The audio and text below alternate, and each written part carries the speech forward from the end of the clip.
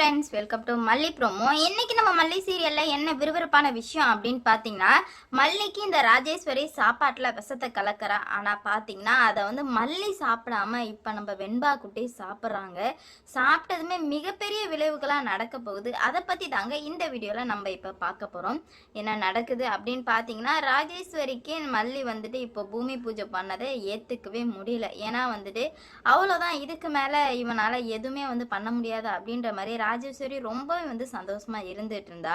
ஆனா பாத்தீங்கன்னா மல்லி எல்லாத்துக்குமே பெரிய ஆப்பா வச்சதுனால ராஜேஸ்வரியால இதை ஏத்துக்கவே முடியல. இவளை இதுக்கு மேல உயிரோட வச்சோம் அப்படின்னா கண்டிப்பா வந்துட்டு நம்மளோட எல்லா பிளானுமே சொதப்பிடும், இவ உயிரோட இருக்கவே கூடாது அப்படின்னு சொல்லிட்டு போயிட்டு பாய்சனை வாங்கிட்டு வந்துடுறா. வாங்கிட்டு வந்து இருடி, உனக்கு இன்னைக்கு தான் வந்து கடைசி நாளா இருக்கும், இதுக்கு மேல வந்து உன்னால ஒண்ணுமே பண்ண முடியாது அப்படின்ற மாதிரி நினைச்சிட்டு மல்லி வந்து பாஸ்தா செஞ்சிட்டு இருக்காங்க.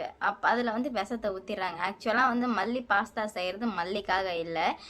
வெண்பா வந்து ஃபோன் போட்டு மல்லியம்மா எனக்கு பாஸ்தா சாப்பிடணும் போல் இருக்குது அப்படின்ற மாதிரி சொல்கிறாங்க. ரொம்பவே ஆசையாக இருக்கும். சரிடா வெண்பா செல்லம், அம்மா செஞ்சு எடுத்துகிட்டு வரேன் அப்படின்ற மாதிரி சொல்லி விஜய்கிட்டமே சொல்லிடுறாங்க. ஏன்னா விஜய் இருக்கும்போது தான் கால் பண்ணுறாங்க நம்ம வெண்பா. கால் பண்ணதுமே விஜயுமே வந்து குழந்தை ஆசைப்பட்றா, நீ போய் எடுத்துகிட்டு போயிட்டோம் அப்படின்ற மாதிரி சொல்ல மல்லிக்கு ஒரு நம்பிக்கை வந்துடுச்சு. ஏன்னா வந்து விஜய் தானே போக சொல்கிறாரு, அதனால் வந்துட்டு என்னானாலும் பார்த்துக்கலாம், இவ எவ்வளோ பிரச்சனை பண்ணாலும் பார்த்துக்கலாம் அப்படின்னு சொல்லிட்டு பாஸ்தாவை செஞ்சு அதுக்காக தான் பாஸ்தா செஞ்சிட்ருக்கேன். இந்த ராஜி வந்து அதில் வந்து விஷத்தை எல்லாத்தையுமே வந்து கலந்துடுறா. கலந்ததுமே வந்துட்டு மல்லிக்கு அது தெரியாது. இப்போ வந்து பாஸ்தாவை எடுத்துகிட்டு போகிறாங்க. விஜய் நான் போயிட்டு வந்துடுறேன் விஜய் அப்படின்ற மாதிரி சொல்ல, சரி மல்லி போயிட்டு உன் பொண்ணை பார்த்துட்டு வா அப்படின்ற மாதிரி விஜய் அனுப்பி வைக்கிறாங்க. உடனே வந்து மல்லியும் கிளம்பி போகிறாங்க. அப்போ தான் இந்த ராஜேஸ்வரி ஒரு சிரிப்பு சிரிக்கிறா மல்லியை பார்த்து. எதுக்கு ராஜி சிரிக்கிற அப்படின்ற மாதிரி கேட்க, போக போக தெரியும் நான் எதுக்காக சிரித்தேன் என்ன அப்படின்னு சொல்லிட்டு போக போக தெரியும் அப்படின்ற மாதிரி சொல்ல, ஏதோ தப்பாக இருக்கே அப்படின்ற மாதிரி சொல்ல, சேச்சே இதுக்கு மேலே தான் எல்லாமே வந்து கரெக்டாக நடக்க போகுது, அதனால் வந்து தப்பாக இருக்குது அப்படின்ற மாதிரிலாம் நீ தப்பு கணக்கு போடவே போடாத, எல்லாம் பர்ஃபெக்டாக நடந்துகிட்ருக்கு, போயிட்டு வா அப்படின்ற மாதிரி சொல்லுவோமே.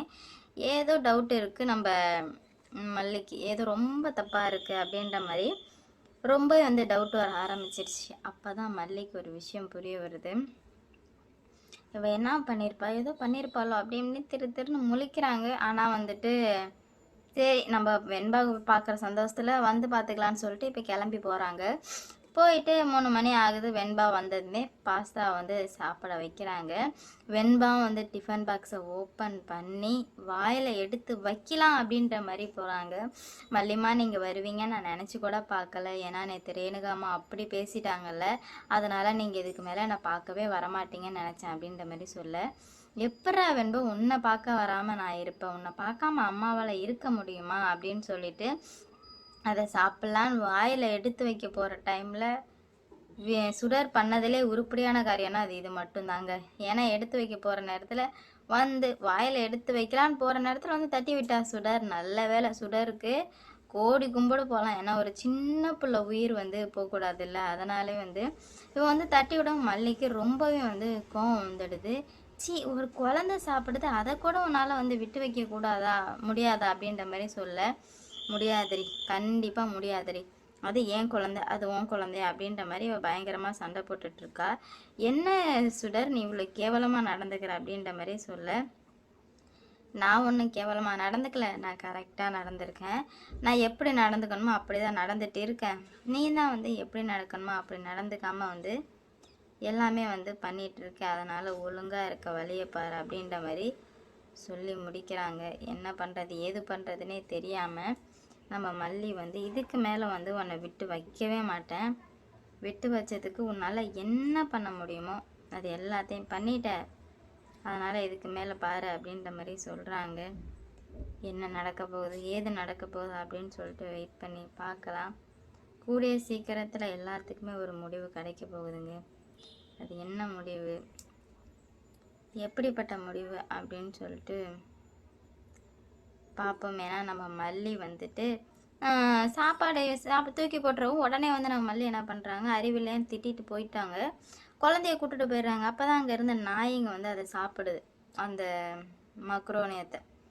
அதை சாப்பிட அந்த பாஸ்தாவை சாப்பிட வரும்போது திடீர்னு நாய்க்கு வாயில் ரத்தம் வந்து கீழே விழுந்துருது. என்னடா இது, ரத்தம் வந்து விழுந்துருதே அப்படின்னு சொல்லிட்டு செம ஷாக். அவங்களுக்கு ஒன்றுமே புரியல. என்ன பண்ணுறது ஏது பண்ணுறதுன்னு சொல்லிட்டு சுத்தமாக புரியாமல் தகச்சு போய் நின்றுட்டுருக்காங்க. என்ன இது அப்படின்னு சொல்லிட்டு அப்போ ராஜி தான் வந்து சாப்பாட்டில் ஏதோ கலந்துட்டா. அப்போ ராஜி வந்து அது சிரித்ததுக்கு இதுதான் காரணமா அப்படின்னு சொல்லிட்டு தெளிவாக வந்து புரிஞ்சுக்கிறாங்க. அதனாலே வந்துட்டு ராஜிக்கு வந்து கோடி கும்பிடு கும்பிட்டு கண்டிப்பாக வந்துட்டு எல்லாத்தையுமே வந்து நான் சரி பண்ணுறேன் அப்படின்னு சொல்லிட்டு ராஜிக்கு போயிட்டு, சி இவ்வளோ கேவலமாக வந்து பண்ணிட்டேன், இதுக்கு மேலே வந்து நீ யார் எப்படிப்பட்டவா அப்படின்னு சொல்லிட்டு நான் எல்லாமே வந்து தெரிஞ்சுக்கிட்டேன். அதனால் இதுக்கு மேலே உன்னை நம்ப போகிறதும் கிடையாது. உன்னை வந்துட்டு எதுக்காகவும் நான் வந்து உன்னை இதுக்கு மேலே நம்பவே மாட்டேன் அப்படின்ற மாதிரி சொல்லவுமே என்ன பண்ணுறது ஏது பண்ணுறதுன்னு தெரியாமல் வந்து முழிச்சிட்ருக்காங்க. உனக்கு எப்படி உண்மை தெரிஞ்சு வெண்பா அப்போ செத்துட்டாளா அப்படின்ற மாதிரி கேட்க, சி வாய மூடு, நீ எல்லாம் ஒரு பிள்ளையா, வெண்பா செத்துட்டாளான்னு கேட்குற, அசிங்கமாக இல்லை அப்படின்ற மாதிரி கேட்க, இதில் அசிங்கப்படுறதுக்கு என்ன இருக்குது, இதில் அசிங்கப்படுறதுக்கு ஒன்றுமே இல்லையே அப்படின்ற மாதிரி சொல்லி முடிக்கவுமே ரொம்ப வந்து கடுப்பில் இருந்துகிட்ருக்காங்க. பார்க்கலாங்க என்ன ஆக போகுது, எப்படி ஆக போகுது, எந்த மாதிரி கொண்டு போகிறாங்க அப்படின்னு சொல்லிட்டு பார்ப்போம். இந்த வீடியோ பிடிச்சிருந்தா லைக் பண்ணுங்கள், ஷேர் பண்ணுங்கள், மறக்காமல் சப்ஸ்கிரைப் பண்ணிக்கோங்க. அப்போ தான் நான் போடுற வீடியோ நோட்டிஃபிகேஷனாக வரும். அடுத்தடுத்து என்ன நடக்க போகுது, என்ன தான் வந்து பிரச்சனைகள்லாம் வரப்போகுது அப்படின்னு சொல்லிட்டு பார்க்கலாம். எல்லா பிரச்சனையுமே பார்த்து நம்ம மல்லி வந்து விஜய் வந்ததும் நான் என்ன பண்ணுறான்னு மட்டும் பாரு அப்படின்ற மாதிரி முடிவுக்கு வர்றாங்க. பார்ப்பங்க என்ன நடக்க போகுது ஏது நடக்க போகுது அப்படின்னு சொல்லிட்டு பார்க்கலாம். கண்டிப்பாக வந்து எல்லா பிரச்சனைக்கும் ஒரு முடிவு வந்து கிடைக்க தான் போகுது. ஆனால் அது இவ்வளோ பெரிய பிரச்சனைகள்லாம் வரும் அப்படின்னு சொல்லிட்டு எதிர்பார்க்கல. நம்ம வெண்பா குட்டிக்கு எதுவும் ஆகாதது சந்தோஷம் தான். மறக்காமல் வந்து 100க்கு எத்தனை மார்க் கொடுப்பீங்க அப்படின்ற மாதிரி கமெண்டில் சொல்லிட்டு போங்க. எவ்வளோ பிரச்சனை வந்தாலும் எல்லாத்தையும் சமாளிக்க முடிஞ்ச மல்லிக்கு இது ஒரு விஷயத்த ஏற்றுக்கவே முடியல. என்னடா இது இப்படி நடந்துடுச்சு அப்படின்னு சொல்லிட்டு ரொம்ப வந்து வருத்தப்பட்டுட்டு இருக்காங்க. பார்க்கலாம் என்ன நடக்க போகுது ஏது நடக்க போகுது அப்படின்னு சொல்லிட்டு வெயிட் பண்ணி பார்ப்போம்.